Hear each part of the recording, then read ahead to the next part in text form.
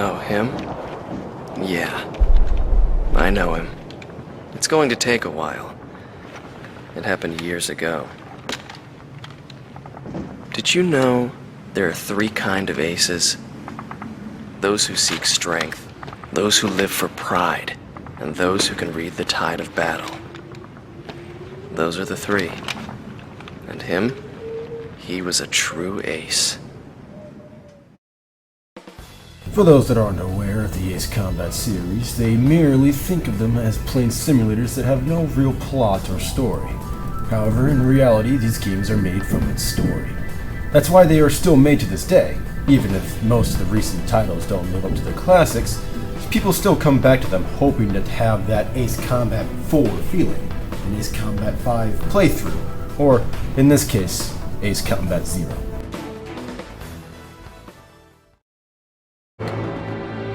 It was a cold and snowy day.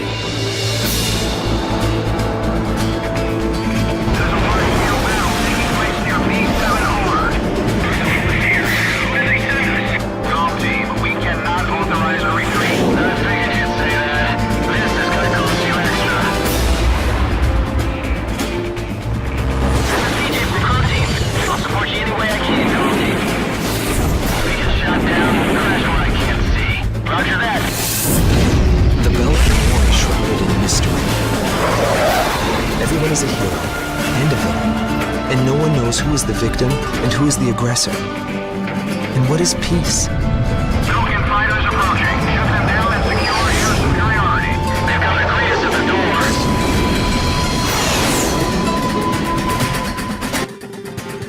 doors. As you can tell, today yours truly will be given an in-depth summary of the 3rd classic Ace Combat game, Zero.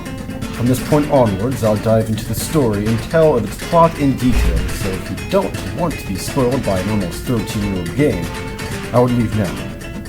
With that out of the way, let's get started.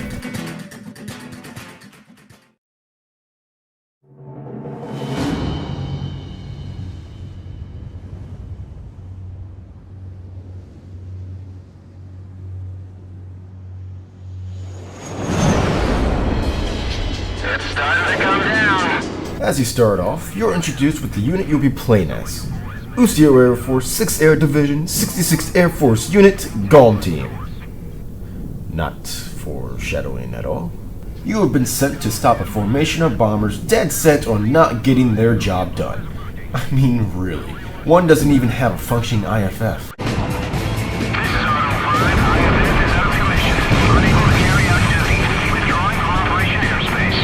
These bombers are from the legendary Belgian Air Force, a country that's given Germany a run for its money.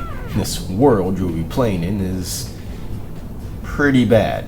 Like, imagine Earth, but everything goes wrong, and you got strange real. And everyone has planes, because why not? Back to this mission and... oh. It's done. Okay.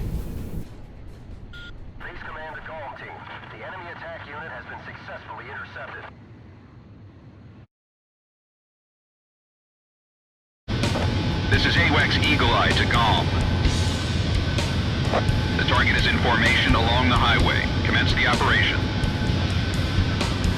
Keep an eye on us up there, AWACS. Belgian ground forces are blocking off our transport route. Destroy them all.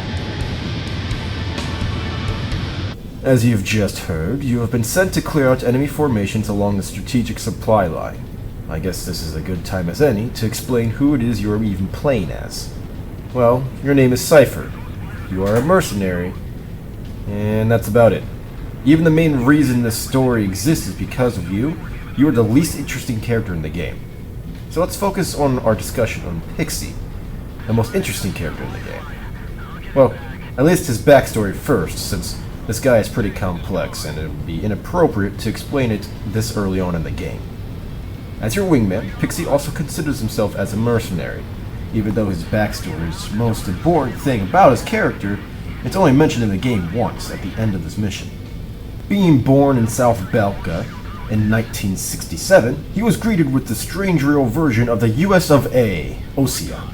And what type of greeting does the Osea bring? Killing Pixie's parents. Yeah, it's one of those stories. Due to this, he lived his life as an orphan until he decided to himself, I want to kill the baddies. So he became a mercenary. During one of his missions in 1993, his aircraft took some minor damage by losing his right wing. Now that's a lot Not thinking much of it, our boy just glides himself to an airport casually and lands it safely, with half his wing gone. It's not... Like, what? So yeah, this guy is something special. After getting his plane fixed, he thinks to himself, you think it would be cool if the right wing was red? And then it was. Since this incident, he was termed Solo Wing Pixie by his peers, and then he became a second in command to you. Operation complete. Now the Allied forces can secure a military transport route. Well done, GOM team. Looks like luck was on your side again today, Solo Wing. Yeah, well, I've had my fill of going home without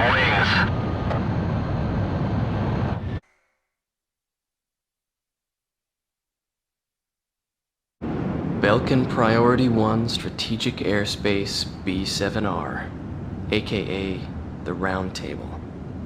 It was the grand stage where we pilots performed. We were all on an equal footing, fighting under the same conditions. No affiliations or ranks to hinder us. Aces from every nation crisscrossed through those skies in pursuit of air superiority. The only rule of engagement was to survive. So, Mission 3 is where I should probably describe one of the mechanics in the game, the Ace style. In Ace Combat Zero, you are rated with a morality scale with how many things you have destroyed. As seen previously, you have the green targets, which are your basic enemies. Then you have the red targets, which are the objective enemies you must destroy. Then you have the yellow targets, which are usually passive. Only the yellow targets move the scale. The more of them you kill, the more you move the ace meter. Knight is achieved by being a noble kisser. Soldier by haphazardly killing enemies, or better known as not caring for the mechanic. And mercenary, which is basically the overachieving OCD must catch them all players. Depending on your style, you can get different dialogue options with characters. That pride's gonna get you killed, you know. Cypher, I've heard stories about you. People say you never let your prey get away. But the real game-changing effect it does is the aces you fight in these roundtable missions. For example, in this mission, going Knight would give you the Indigo unit. As seen from the gameplay that I ripped from Ace Combat Fan. Look man. I'm not trying to steal your content, I'm just using your video to do a school project. Don't sue me. The Indigo unit would give you a prideful squadron of Belkins that have no experience in the area they are in. Because Legendary Belkin Air Force. In a soldier style, you get the Grun unit. They're an actual excuse of a squadron. They don't screw around and get straight to the point, like they should. Then there is the mercenary style, which brings you the Watt Squadron, which basically will be the same squad you face every time, since the only difference between Watt, Schwarzer, and, well, maybe not Sorcerer, is that they just get more bloodthirsty. The Ace style also sets the difficulty of the game, Knight being easiest while Mercenary is the hardest. There's nothing else to this mission other than describing this mechanic, so...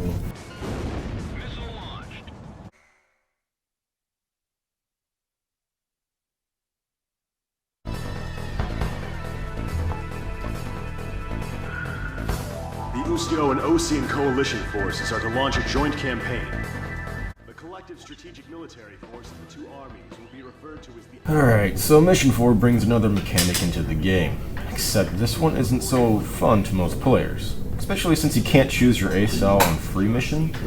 To me, it's not too much of a problem, but I can see why it would bug other players. So before the mission begins, you are told in the briefing that you can choose which operations you want to join. In this case, Glunkos, which is air to ground, air to air, Roundhammer, which is strictly air-to-ground, and Kostna, which you protect the mythical aircraft carrier Kestrel. Other than that, the mission is your typical Ace Combat mission. The only thing significant to note about this mission, other than the Kestrel, is that you start to get noticed as a high-end mercenary. That, and you are preparing to take back the capital of Ustia, the country that you are being paid to fight for. And that's that for Mission 4, Judgment.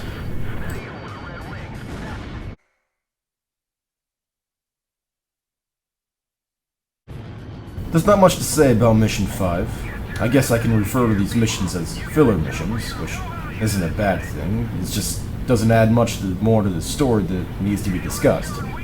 You are sent in to support ground troops by destroying any ground targets that would come to harm them. It's really just another prep mission for taking back the capital in Mission 6.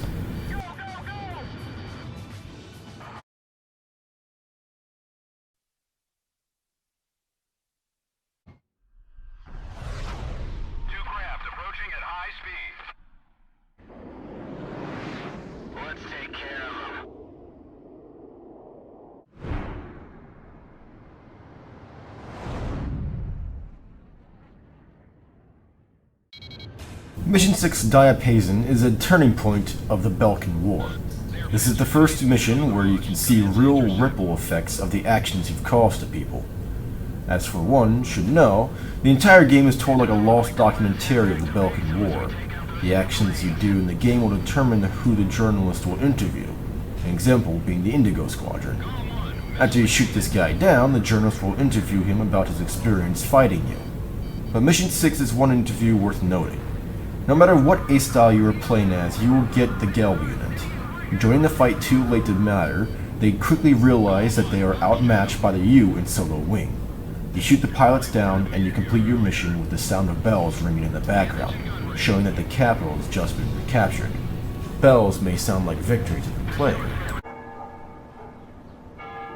They ring the bells here at dusk to honor the liberation of the capital.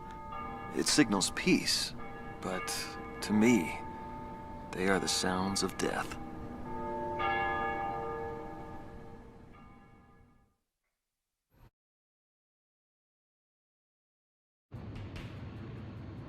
Fire away at Gladysent. Your job this time is to take out their defense mechanisms. A return line is located on the south side of the operation airspace. All planes can pass over this line whenever they need to resupply. Mission 7 has another mechanic that is commonly known throughout the series up to this point. They are referred to as annihilation missions. The goal is to destroy as many targets as possible to reach a certain point goal. If any of you have noticed, in the top left corner of the HUD would give you the information about your target, what it looks like, and how many points it is worth. There is also a return line for those that sprayed the rockets into the godforsaken dirt. Now, the mission itself is simple, but the story behind it is important.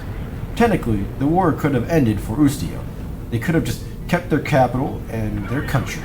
But in this mission, you attack Belka, their first line of defense against attackers. You're bringing the fight to them. And by the end of the mission, they don't seem too happy about it. Gladysent's attack powers have been neutralized. All planes return to base. Did something just flash?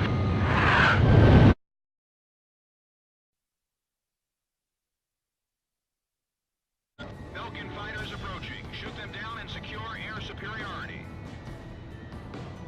I'll bet you dinner that Cyber's gonna steal the show and end up as today's ace. Mission 8 is another choose your mission type.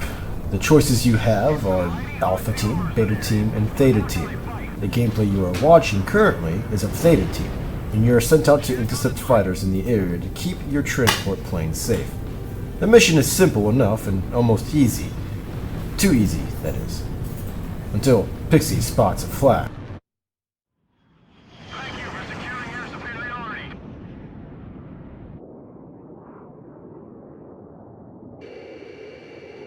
What was that? Something flashed again.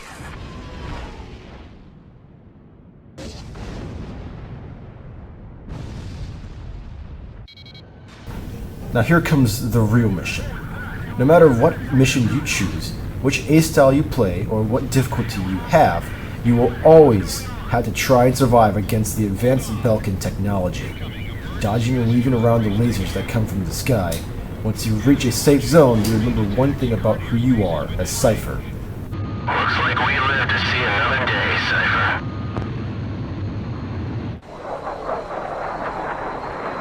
Welcome back.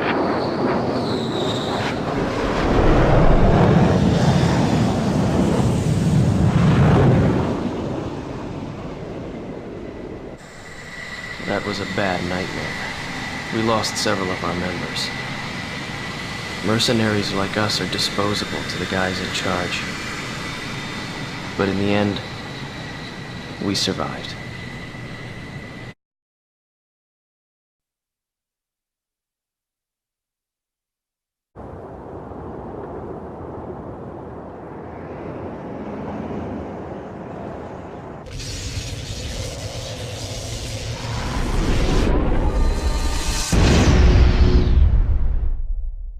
Looks like a handful of fighters have come to the rescue.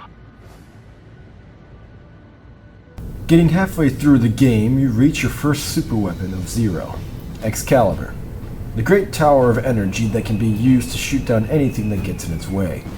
To be fair though, this weapon is supposed to be a huge threat to aircraft, but is pretty inefficient.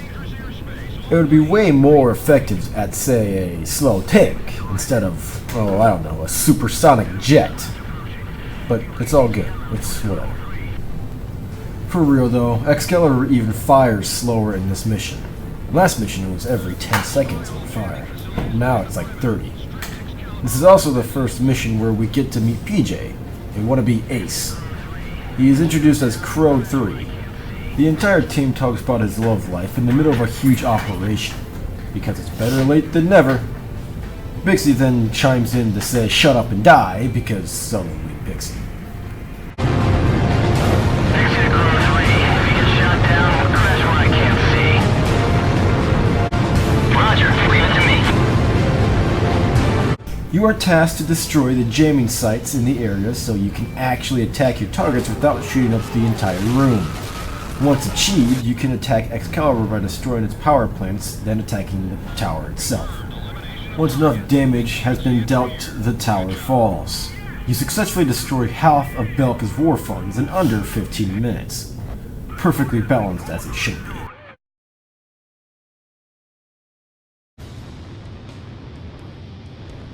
As much as I would like to continue this project for the next 5 months, I believe it should be time to stop and let myself work on other things. So this will be only a part 1 of a never-continuing series. So thank you for enjoying this overly long summary of the first half of this game. I hope you all enjoyed.